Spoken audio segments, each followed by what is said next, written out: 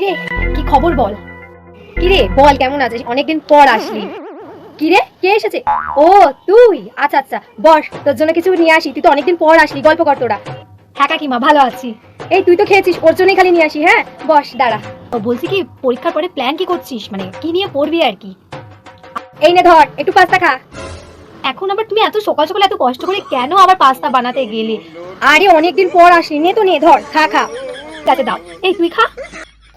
নে নে, তাড়াতাড়ি এ ডিনারটা মা, করে নে। কাকিমা ও আজকাল পড়াশোনা করছে তো, এখন কি বলে, এখন ব্রেকফাস্ট বলে, তুই ডিনার বলছিস কেন? আরে আমি পড়াশোনা সবই ঠিক করছি।